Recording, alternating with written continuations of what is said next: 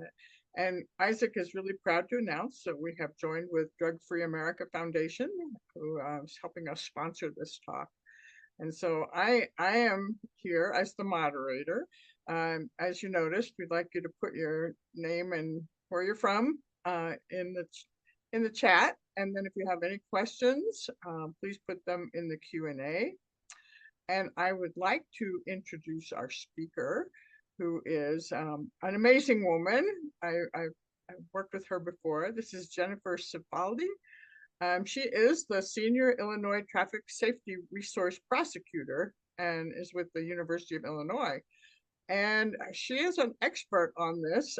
She's going to be talking about impaired driving related to cannabis and how basically difficult it is to kind of establish this and what we can do about it. And so I'm really looking forward to hearing what she has to say, and I'm going to stop there because I really want to give her time to talk. All right. Thank you, Dr. Stout. It's great to be here, and thank you to Drug Free America Foundation for having me. It's my pleasure to join you today and give you a little bit of insight about cannabis-impaired driving. So let me go ahead and share my screen here, and then we will get started. Give me a moment here.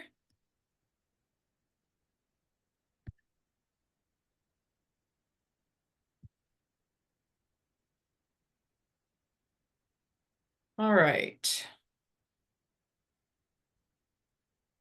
All right, so I titled this presentation the APOTcalypse, just a word that came to me back in January of 2020. That was the kickoff in my state, which I'm broadcasting from the state of Illinois here. That was the kickoff for our legalization of cannabis. And it was interesting to me because we were thinking about at the time, I was thinking about how everybody was kind of flipping out in Illinois because, oh my gosh, now cannabis is legalized. And I'll tell you why I use those air quotes here in a minute. But, and you know, the reality is that even prior to January 1st of 2020, people were driving impaired by cannabis, right? So nothing really was going to drastically change. We were just going to probably be seeing maybe a little bit more of it. And we want to make sure that, you know, our officers were equipped to recognize what that looked like. So that being said, let's move on through. There's my disclaimer slide. Yes, I take things off of the internet, but I abide by the Fair Use Act. All of this information is provided for educational purposes.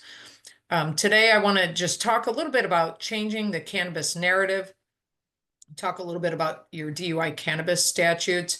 I obviously don't know when I do a virtual presentation, I have no idea where everybody's coming from, so I'm not going to get into state-specific statutes, but I'll tell you what Illinois is and tell you why we shouldn't have done what we did. But more of the focus today will be talking about spotting indicators of cannabis impairment, understanding the difference between alcohol and cannabis impairment, and whether or not we can still use those roadside standardized field sobriety test to detect somebody under the influence of cannabis, and knowing what other training programs might be out there for your officers. So here's just a map, the most recent one I could find, that demonstrates which states are now considered legalized for recreational use, legalized for medical use, still remain illegal, or just decriminalized. And you'll see there's our state of Illinois, fully green for 5 years now. So one of the things I like to talk about is how we need to be careful with the cannabis narrative and the different words we use, because we know words matter, details matter, right?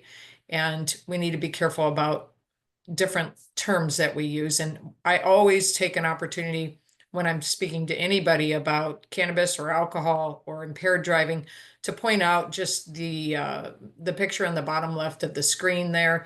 We never want to refer to these things as accidents. I hate that word when we're talking about impaired driving. They are crashes all day long. And in the context of a courtroom, if you think about it and we continue to use that, I call it the A word, right? Then we're sending a subliminal message to the judge and or jury that this was just a mistake, that it wasn't avoidable, that it'd be something akin to a deer running out in front of us, right? But when somebody knowingly puts alcohol or any drug for that matter in their system and then picks up the keys and gets behind the wheel, there's nothing accidental about that. That is a crash all day long. And out of respect for the victims, we need to recognize that. When it comes to cannabis, using the right terminology, and I will admit I'm guilty of saying legalization, is because it's just the word that everybody uses, but we really should look at it as commercialized, because that's what this boils down to. We know it's still illegal federally, and it's still illegal in many states. But when we use the word commercialized, we're getting at the heart of what's going on here. We know that this is really just all about the money. Any of the states that have gone to even medical, be aware, because it's probably going to be fully, again, legalized, commercialized for all use soon after that. That just seems to be the direction things go. And same thing with using the word recreational. I wish that they would just replace that with the phrase adult use. Because when we say the word recreational, we're giving it this connotation that, hey, it's what we do in our free time. It's fun, like an RV, a recreational vehicle. We're going to do it as a recreation. But when we use the word adult use, that at least gives some sort of sense of responsibility. And it also, excuse me, reminds us that there is an age to this. In Illinois, it's 21, I think it is in most of the states. And so I think that's really important to point out. So just again, a little bit real quick about Illinois and our DUI statute. And what we did was we decided to follow my friend Dr. Stout's state, Colorado. And so we incorporated a DUI cannabis statute into our impaired driving law that says the person has within 2 hours of driving or being in actual physical control, a THC concentration in their blood. And we even threw in other bodily substance, which we never defined what that was. So that was also a mess. But what we're getting at there is when we're talking about the labs, is detecting 5 nanograms or more of delta-9 THC in whole blood, delta-9 tetrahydrocannabinol in whole blood. Now, in most states, whether or not you have what we call a per se limit, like a nanogram limit, a lot of the states, if you don't have that, then they're going to be looking at actual impairment. Is the officer able, or through the prosecutor, are they able to show that the cannabis impaired their ability to safely operate the vehicle? Now, in Illinois, like I said, we have the nanogram statute. And so we have to ask ourselves, is 5 nanograms the 0.08 equivalent for marijuana? Are we comparing delta-9 THC to an actual breath or blood alcohol content? And the answer is we should not be. We should not be at all, because that is a massive misconception. And what we're getting to there is the difference between alcohol and cannabis with regards to trying to compare them is we know alcohol is hydrophilic. Okay, it's fine resting in a water-based environment, right? Eventually, alcohol will obviously metabolize out of your blood, but it's not nearly at the rapid pace that cannabis does. And that's because cannabis is lipophilic. Think lipo like liposuction. Lipo is fat, right? Cannabis wants to be in a fat-based environment. Well, what fat-based environment works for us in the human body is the brain. So cannabis likes to get into the brain. And so what you're going to see is that the rate at which delta-9 THC leaves the bloodstream is very, very rapid. Dr. Marilyn Hustis, who is one of the most world-renowned experts on cannabis and its effects on the human body, she conducted a study quite a few years ago now. And what she did was she was actually measuring or quantifying the level of delta-9 THC in a person's blood while they were smoking cannabis. This was a smoking study, not anything else, because it really changes things when you start talking about edibles or other forms of ingestion. But this was from smoking. So if you look at the bottom left of the screen, you'll see where, we're at 0 time and 0 nanograms. And by the way, up the left side there is the delta 9 THC concentration across the plane of time. And so she had these subjects in her lab measure at 0 delta 9 in their system, and then they began to smoke. And they smoked for about 20 minutes, 15, 20 minutes. And at the very moment that they stopped smoking, you can see that delta 9 THC level decrease rapidly. And it left their system, their bloodstream, I should say, at the rate of 90% of the delta 9 THC was gone within the first 90 minutes of them stopping.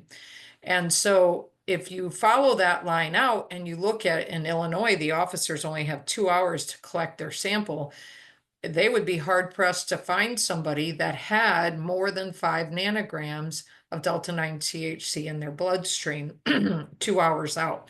However, I think what's more telling about her study here is if you look at these other two lines in her graph, and that is the darker line here represents their performance, and then the other green line represents how high they still felt. So if we go out to that 2 hour mark, if you look at right above 120 there, 120 minutes, you see the delta 9 THC level in their blood is extremely low. 2.5 hours, it's pretty much gone.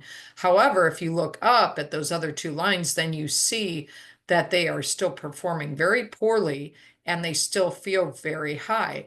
Well, so what does that mean? That means we shouldn't be looking at delta 9 THC in the blood, because there's a great disparity between that number that judges, unfortunately, are often married to, thinking, oh, well, they have to have 5 nanograms or more or some other number in order to be considered high or impaired. But that's not true. Why is that? That's because at this point, the delta 9 has now left the blood and it's moving towards the brain. And the more recent studies are showing that the person actually is even more impaired when it has crossed that blood-brain barrier.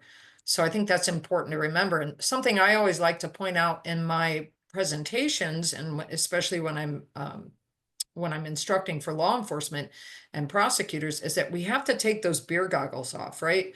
We tend to approach these cases looking for a drunk, and that's simply not what we have anymore. People can be impaired by many, many substances.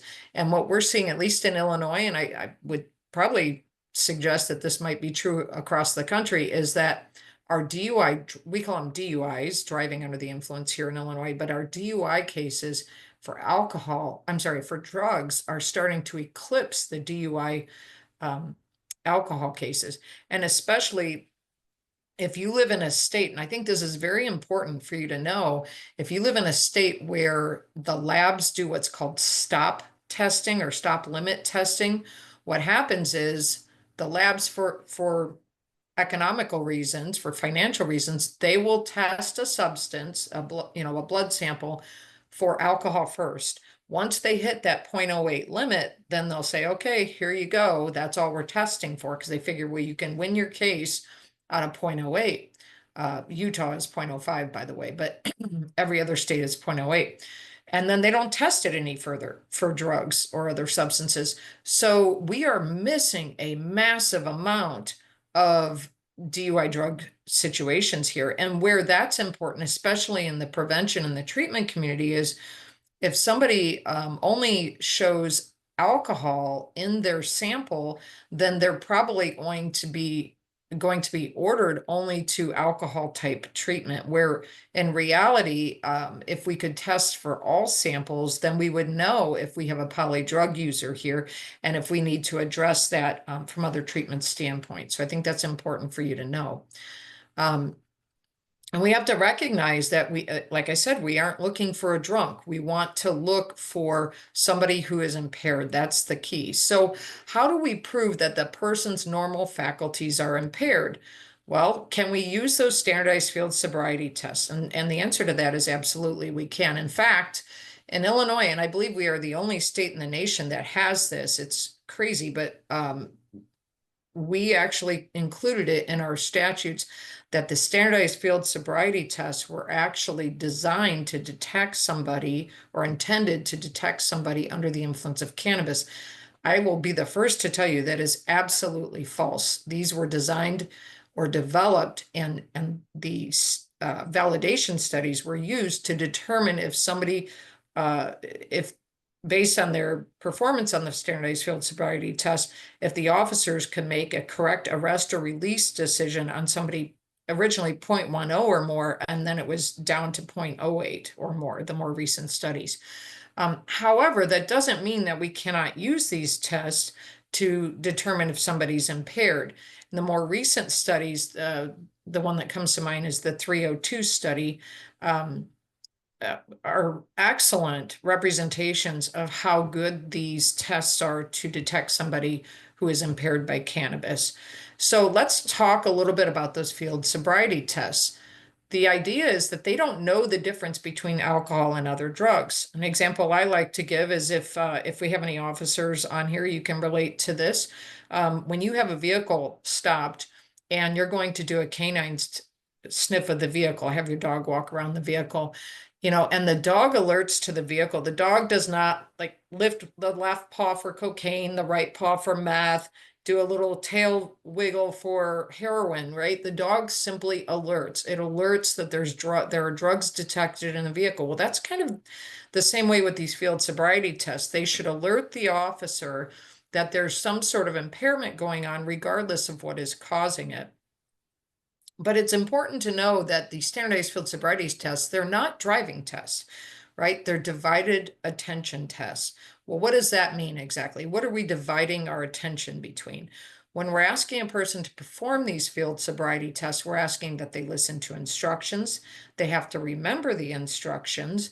They have to follow them, maintain the attention to the task at hand, and be able to physically perform the task. So the physical component of it is quite small compared to being able to remember and recall everything else. And when we're talking about alcohol, we recognize that alcohol tends to affect a person's motor skills as much or more than their cognitive skills. Now, cannabis tends to have the opposite effect. So we have to recognize that we need to train our law enforcement officers to look for those cognitive problems that are going on. And when we compare cannabis versus alcohol, we can see that there's all of these different parts of the brain that cannabis will affect. Impulse control, emotions, memory is a huge one. Task initiation, being organized, planning, all of those things are affected by cannabis, probably more so than alcohol. So we're going to get those less obvious physical effects. We're going to end up seeing a lot of problems with executive functions. And I want to talk a little bit about that here in a minute.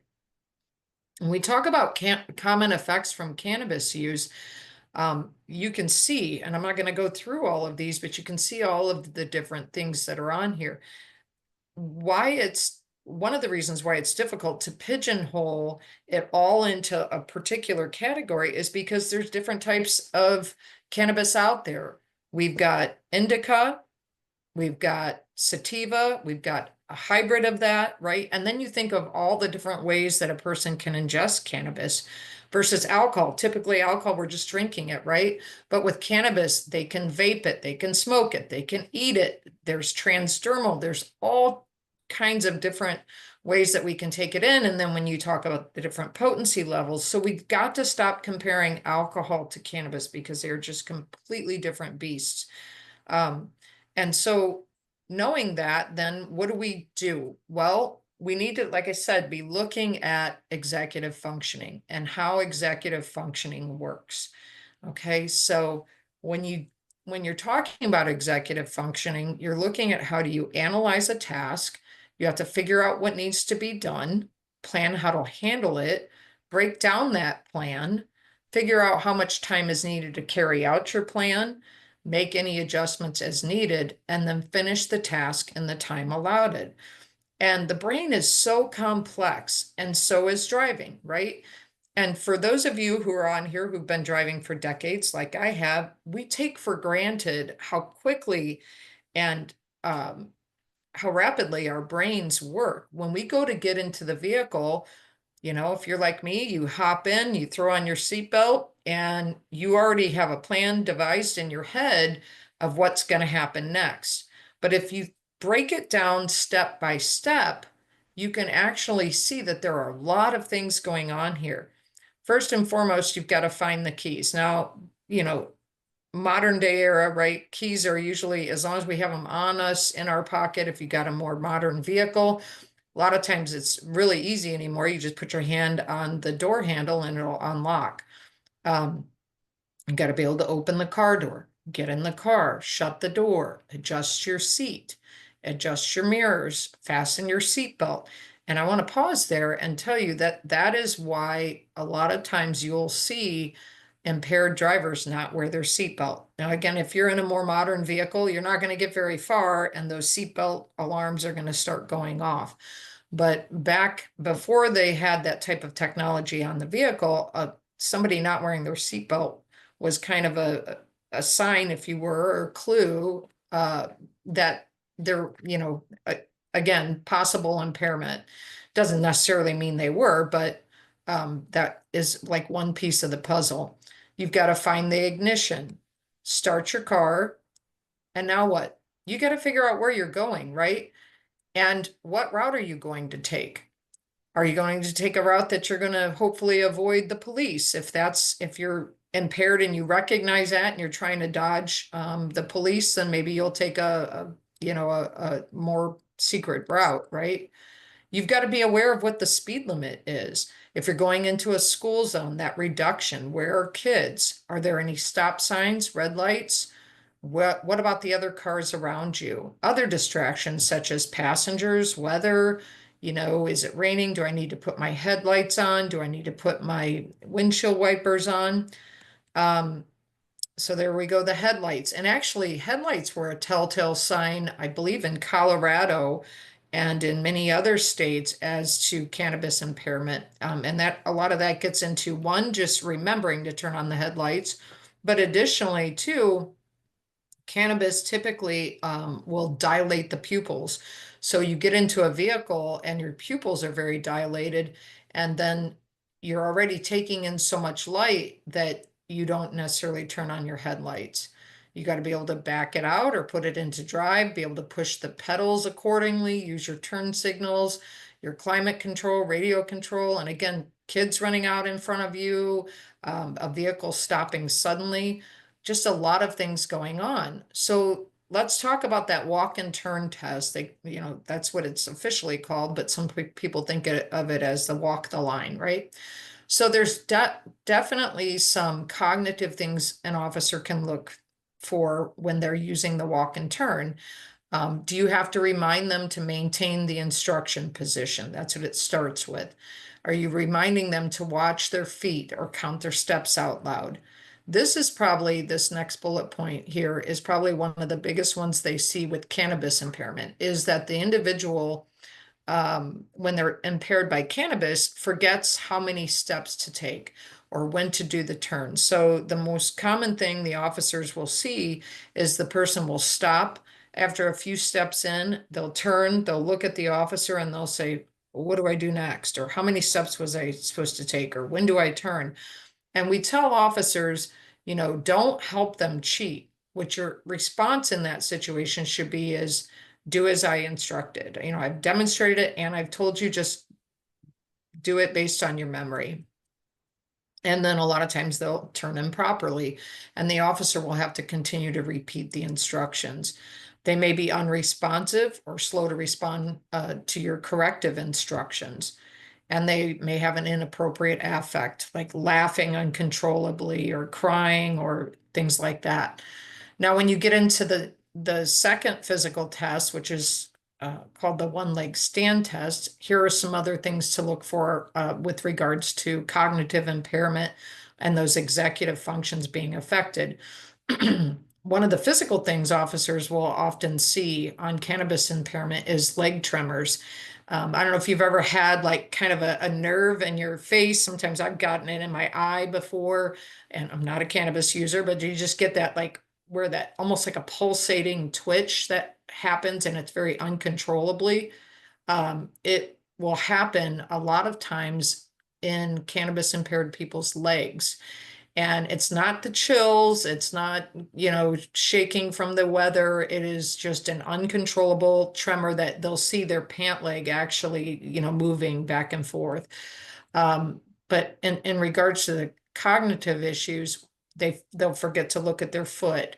They'll make mistakes in counting, or they don't count out loud. You'll have to repeat the instructions. One of the other things that we want to make sure we're doing as officers or law enforcement is making sure they're looking down at their foot, because a lot of times they have problems if they're impaired by cannabis with depth perception, which I'll explain a little bit about that in a minute. And so if they just stare off straight ahead and hold that foot up, a lot of times they can stand there and hold their foot pretty well for quite a few seconds. But if you hold them to the standards, which is they're supposed to be looking down at their foot while they're counting, then they're going to have an issue. They may be unresponsive or slow to respond to your corrective instructions. And again, that inappropriate affect and forgetting the instructions. I'm going to show you this video here, and I just want to put a disclaimer out about the language that's used. I don't subscribe to this language, but when it comes to law enforcement, we take what we can get for training purposes. And I think that this video that I'm about to show is very, very instructive, very compelling in showing a gentleman who is going through a cannabis psychosis episode. You'll see it here in a minute. I'll hit play, but he is actually vaping. In case it's kind of hard to hear some of the dialogue between the person filming and the gentleman who's vaping. He says it's Killer Kush, pure THC is what he says. And you're going to see him vape, and then you're going to see the reaction. And again, I apologize for the offensive language in it, but I think there's a lot to be learned by watching this, and I'll explain a little more after we hit play here.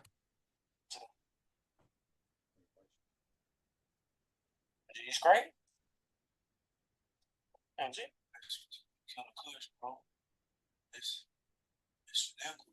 They call it bubbling. It's the new weed that just came out. THC. Yeah, wanna hit it? Bro. It's right here. It's right in there. Is that Pepsi? Nigga, no, nigga, that's that new weed, nigga. That's that new. What is you looking at, man? That's that.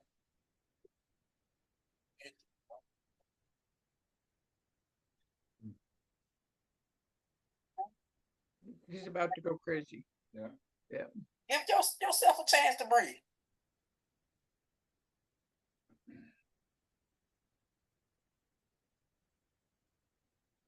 Nigga, is you drinking it? Come on, man. Hey, come on, man. Bro. Come on, man. Hey, dude, chill, man. Get off, hey, my hair is flat, man.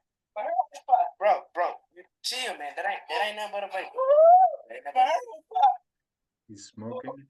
That ain't nothing but a vapor, bro. That ain't nothing but a vapor. That's pretty much pure THC. That ain't nothing but a vapor. That ain't nothing but a vapor, bro. Going crazy. That ain't nothing but a vapor, bro. Man, this nigga tripping for real, bro. Damn.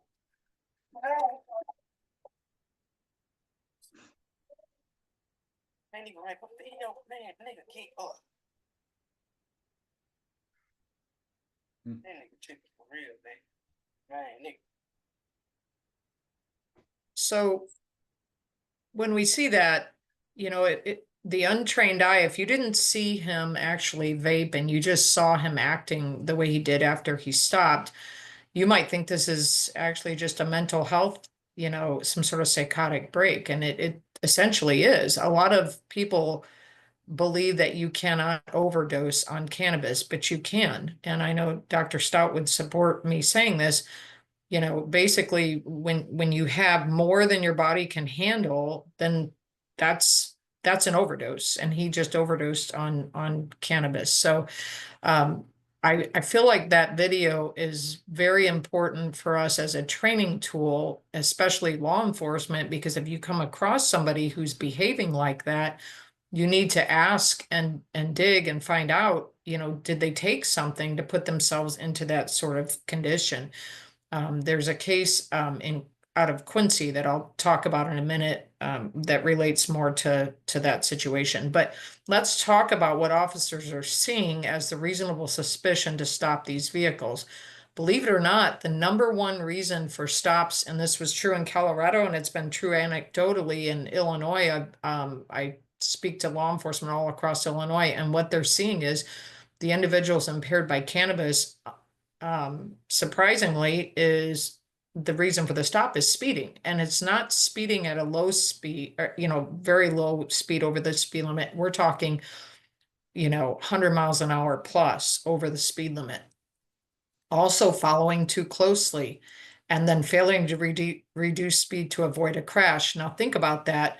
As I described when we were talking about the field sobriety test, individuals impaired by cannabis have an issue with depth perception, right? Well, that's going to affect their ability to judge a given space and how much time is needed to stop in time, which is why we're seeing following too closely and failing to reduce speed, a lot of crashes where they're running into the backs of the vehicles.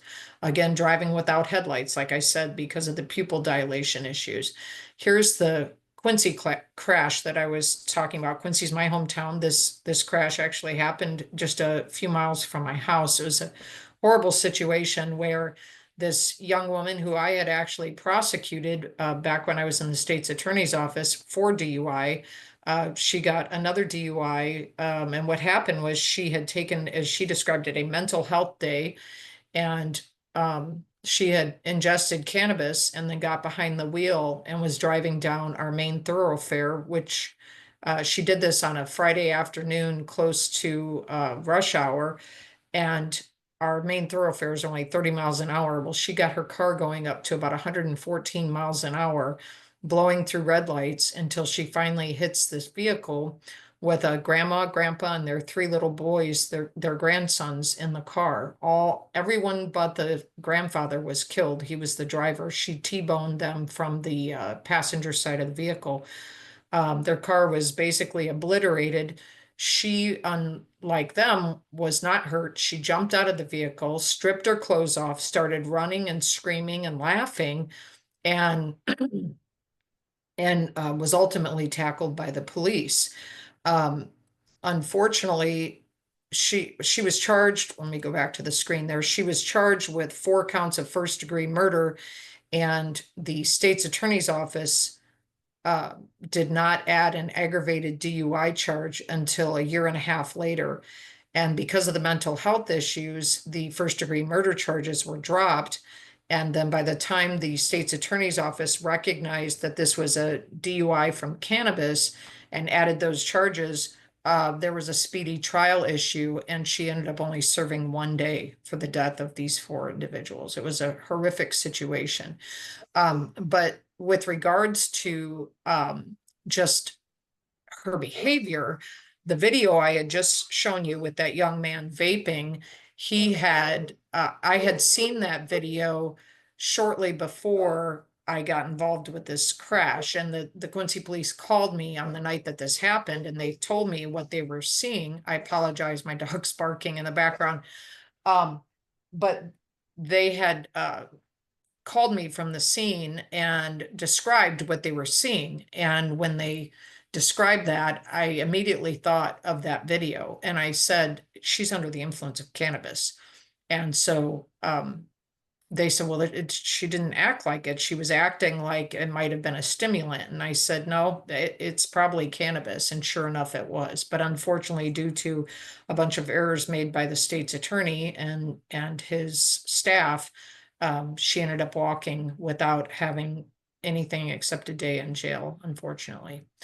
So what if we have what's called ARIDE and DRE training. ARIDE stands for Advanced Roadside Impaired Driving Enforcement, and that's a 2-day course for law enforcement to train them on how to detect impairment through drugs. And then the highest level of law enforcement training for drug detection is called Drug Recognition Expert Training, and that's very sophisticated, and it's over 2 weeks long. But if the officer does not have ARIDE or DRE training, then they can still use other skills to determine somebody under the influence. Again, they can look back at those field sobriety tests and use those to look for that cognitive impairment that they're seeing. But there's a couple of other tests that they can do. And 2 of those are the alphabet test and the counting test. I'm going to show you another video here. This gentleman on the right, it's kind of a grainy video. You can see it's got a few years on it now. But the gentleman on the right is actually one of our Illinois drug recognition experts. He's a friend of mine, and he had stopped this individual on the left, and he puts him through the alphabet and the counting test. And I think this is a stellar example of how those simple tests can show the cognitive impairment caused by cannabis. So take a listen. Couple things I'm gonna ask you, okay? The first thing I want to ask you is, you know the alphabet? Yeah. You went to high school, okay? I figured you held a job, you got a good job. So here's what I want you to do, okay? What I want you to do is, without singing the alphabet, I want you to say the alphabet starting with the letter F and stopping with the letter U. So don't sing the song, just start with the letter F and stop with the letter U. You understand that? Yeah. Okay, go ahead for me. Okay. You want me to? I just want you to say. I just want you to say the letter from F to U, the alphabet. Okay. Go ahead. F Y W W X Y W Z. Okay. All right. What about the actual alphabet? Do you know the alphabet? Could you say the alphabet for me, starting with the letter A and going all the way through Z? A B C D E F W Y X G W X Y G W X Y W K W X G W Y W K. Okay. One more. I want you to. I want to see how well you can count numbers and how well you can remember numbers. Okay. The other one I'm going to have you do is I want you to count backwards. I want you to start with the number 64, and I want you to stop with the number 56. Okay. So count backwards from 64 down to 56. Do you understand that? Yeah. Okay. Go ahead and do it for me. 54 W Y W2 X Y W X 0 W X 0 W X 0 Y X. Okay, Tyler, you can stop there. And I believe the thing he said next was turn around and put your hands behind your back. So you can see that even the most simple tests, such as an alphabet test or a counting test, can be very demonstrative of cognitive impairment caused by cannabis. And we don't want to ever overlook that. If we're talking again about those standardized field sobriety tests, I already discussed the walk and turn and the one-leg stand, but the other tests that officers do as part of that battery of tests is the horizontal gaze nystagmus test. That's the eye test where they ask for the individual to follow their finger. And what they're looking for is the involuntary jerking of the eyes as they gaze from side to side. Well, if you did that on a person who's under the influence of cannabis only, typically they're not even going to see any involuntary jerking. So that's where we got to give officers these additional tools to use to detect somebody under the influence of cannabis. The idea here is you want to be able to paint a picture, right? What does that picture look like of cannabis impairment? Because when they get arrested and especially if they're under the influence of alcohol, you can see that on their face, right? But when they come to court, they're going to be dressed up, cleaned up, and they're going to look different. So when we talk about cannabis impairment or any other drug driving impairment, we've got to recognize that it traverses every socioeconomic status, it doesn't discriminate between gender, race, anything like that. And I've personally prosecuted doctors who are under the influence of drugs. We have soccer moms, soccer dads, business people. You know, your sweet little lady next door might be under the influence of her prescription drugs. And so we've got to, again, stop having these narrowly focused ideas in our head of what somebody looks like. Stop looking for a drunk. Stop looking for the Cheech and Chong type high, and recognize that there's all kinds of other things that we should be considering here. So what is law enforcement doing? Well, like I said, advanced roadside impaired driving education or enforcement, that's called ARIDE. There are drug recognition experts, and there are lots of DUI drug courses that we teach for prosecutors as well. Just some tips for you in your individual states. If you're not already in a state that has moved with commercialization of cannabis, get ready, because it's probably coming. You want to get in front of the 8 ball and not behind it. You want to make sure that if you have any influence legislatively, that your laws cover more than just Delta 9. Unfortunately, in Illinois, we only talk about Delta 9 THC in our DUI cannabis statute, and now we've got Delta 8, Delta 10. There's so many deltas coming out, we can't keep up with them. You really want to, I would strongly suggest, either stay away from nanograms or go with a very low nanogram limit, because nanograms just simply do not equate to impairment. You would want to definitely push for your officers to attend advanced roadside impaired driving enforcement, and prosecutors can attend that as well. It's very important that they understand that drug impairment looks different. There's also, and I just don't have time today to talk about them, but there are some additional tests that they teach officers in the ARIDE class, in addition to the HGM walk and turn and one leg stand test. Have a robust drug recognition expert program. It's not a program that every officer should go through. It's very complex. It takes a lot of effort and passion by the officers, but you want to make sure that your state has a good DRE program. You also want to collaborate with agencies to share information and education, just like we're doing here today. Also know your resources. Dr. Stout and I are both part of the Speakers Bureau on thenmi.org. That's an excellent resource base. If you ever want to try and find some subject matter experts, you go to thenmi.org, and you can click on the Speakers Bureau here up across the top. I think that this is a really good quote from Dr. Karen Randall, who was a Colorado ER doctor. And she says, the legalization of marijuana has damaged rather than helped Colorado. I think the public needs to know that we are not okay. The grand experiment is not going so well. I don't think the public is hearing about this as they should be. And that's what happens when we put money before lives. So when it comes to alcohol, we've had that message out there for decades. We know that buzz driving is drunk driving. You know, if you're going to have some drinks, arrive alive, right? And plan ahead and get your ride share ready. But we have not even begun to hit that mark when it comes to cannabis. In fact, we give cannabis its own holiday, 4/20. And this picture actually was taken in Denver outside of the courthouse on 4/20.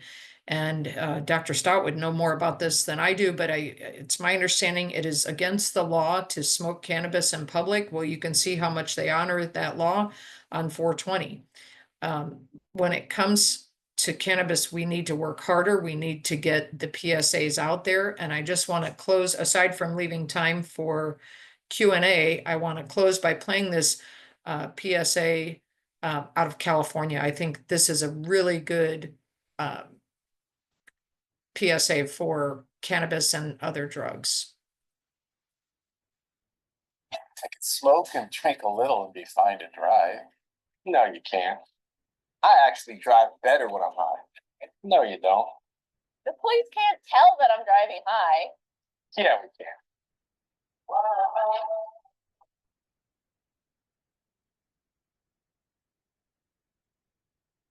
We have specially trained officers that are called drug recognition experts, and they're able to evaluate your sobriety and determine what drug or drugs you may be under the influence at the time you drive.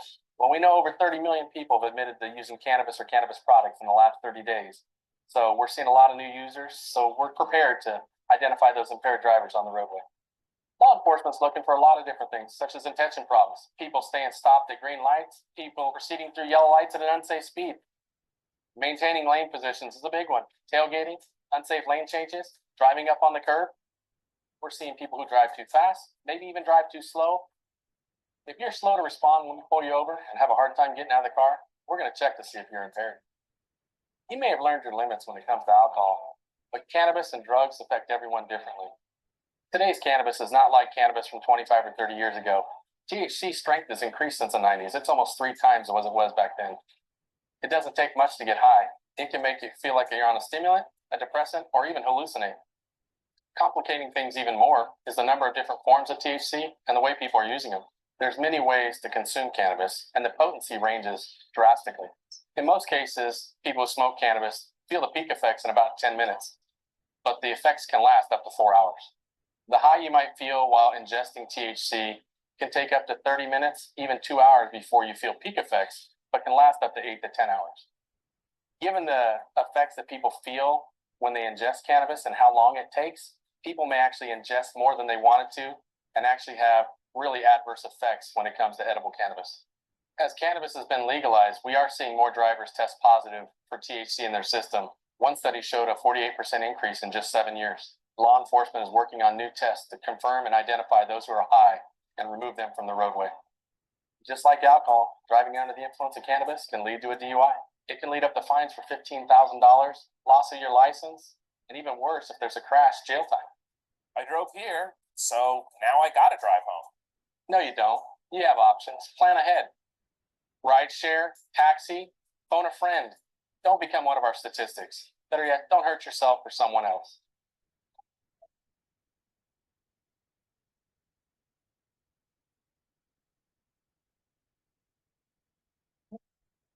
Sorry, hold on here.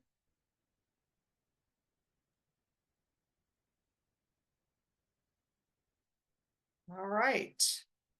So let me just get to this here. We can take some questions, and then also I want to just get to my contact information. Y'all are welcome to put me into your phones and keep me as a contact. And I'll open it up for questions. Thank you so much, Jennifer. That was awesome. Well, thank you. Yeah. My pleasure. Boy. And I am sorry we didn't have a huge amount of people hearing this because they do need to hear it. But luckily it can be recorded. It is recorded and will be available so people can watch this. I think we did have a couple things. In the chat, Dr. Blyer pointed out that if the vapor guy in your video had a psychotic history prior to cannabis reaction, we saw the example is not generally applicable. But then Philip Drum said that's not true because example of Bryn Spector, the woman who was in California and stabbed her boyfriend 108 times, had no history of psychosis. We really can't tell who is going to be psychotic. But it would be interesting to know if that guy had a previous history of mental illness. Do you know anything about that guy?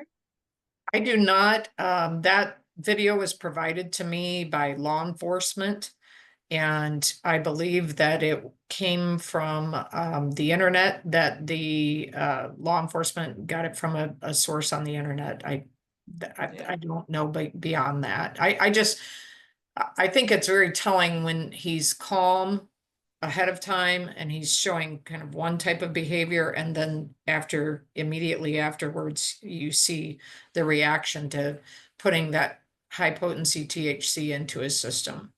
Obviously we don't do, and you can appreciate this, Dr. Stout, we don't do tests on, we don't do experiments on people, like dosing them to that level for obvious reasons, right? And then watching their behavior. So sometimes we just stumble upon those types of things and we use them for training tools. Yeah. No, and I think the reality is people with a history of psychosis are going to be more susceptible, but Absolutely. people, naive people are also equally susceptible, especially to the high potency stuff. Sure. That's very true. And then Philip Drum also said, as an accident is the bad term for a crash, which I agree. The same goes for not using industry's term cannabis. It should be marijuana. Do you have a thought on that? No, I mean, I think it's just kind of habit for some people. And so that's, I mean, we kind of do use those words interchangeably. So, yeah. Yeah. And my thought is it's just in order to get people in the industry to be more willing to listen to us, that's why I use the word cannabis. But if I'm talking about medical marijuana, that's in our law. So I talk about medical marijuana. Yeah. Yeah. And in the Q&A, Phil also gave a study that people should look at, he thought, from Michigan.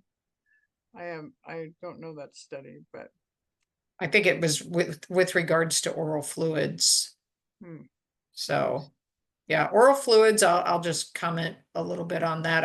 I don't know what his experience with oral fluids is, but it's something that in Illinois, we have not adopted fully yet. I think that's probably what they were leaning towards when they said other bodily substance, but they didn't say that specifically when we put that in our statute. There's still some kinks to work out with oral fluids, and I actually have worked just recently, the other day, had a meeting with intoximeters and Sotoxa about that. You know, it definitely shows promise for roadside use, but evidentiary, we still got some issues that we're trying to work out so that you know, we could ever use those in the courtroom. I mean, if you think about it, you go way back to when breathalyzers first started, they actually had people blowing into a balloon as part of the breathalyzer test, right? I mean, and I know oral fluids is far more advanced than that, but there's just a lot of things that need to fall into place and get worked out. The threshold levels that they've set are make me a little uncomfortable as a prosecutor. Some of them are, it's 25 nanograms before it'll show up as a positive. And if you have an officer who doesn't really know how to look for other types of impairment and falsely relies on that, and maybe they're at 20 nanograms and then says, oh, okay, you're okay to drive, head on down the road. That is a nightmare waiting to happen. So I definitely think that there's promise, and we're hoping that some of this stuff is getting itself worked out, and it could be yet another tool in the officer's toolbox. yeah. Julie Shower wrote something very interesting in the chat. She says, I've been tracking traffic deaths in Illinois since it was legalized. There were 1,010 deaths in 2019, but pot was legalized on 1/1/2020. Every year since that time, it has been up compared to 2019, including 2021, when there were 1,334 traffic deaths. The next year, it was up 25% from the 2019 level. Does the governor and state authorities know this in Illinois? Well, they kind of hear what they want to hear, right? And the governor was very much a fan of legalizing it for the commercialization purposes. Right around the time prior to 2020, back in about 2018-ish, when they were having a lot of the meetings and all of the important people, the decision makers were in the room. They said the meetings were open to the public. Well, you had to get a seat ahead of time because there were only so many seats. And I had somebody invite me, and once it was open supposedly. And once they found out who I was and what my title was, they quickly told me I was not invited any longer. So again, yeah, no, they're going to do what they want to do. They don't want to hear the science. They want to hear the money. That's what it's about. So they continue to ignore it. And unfortunately, we continue to lose lives. And just kind of a point on that, when COVID hit 5 years ago, and obviously most of the country shut down, right? Well, if you look at the timing of that, that was March of 2020. We had our dispensaries open at 12:01 a.m. on January 1st, 2020. Our governor declared the cannabis dispensaries as an essential business in Illinois. So those remained open during COVID as opposed to any place else. Yeah. So that kind of tells you where the interest was. Yeah, that's the same as the governor in Colorado. Yep. You see Phil- where their priorities are. Yeah. Phil Drum also asked, are you aware of the tunnel vision marijuana users experience? I mean, I've somewhat, yeah. I mean, that idea that when they're driving, they just kind of see what's like a tunnel vision, like what's right in front of them. But I'd be interested to hear if he has anything else to add to that. Yeah. I said, in a lot of T-bone crashes, the impaired drivers cannot see traffic lights overhead and in the corners of visual field, also hitting pedestrians and bicyclists. Yes, and we have had our pedestrian fatalities go through the roof with this. And I think that's really why there's a test called the lack of convergence that the officers do, where they make concentric circles and then move in towards the person's nose to see if they can cross their eyes.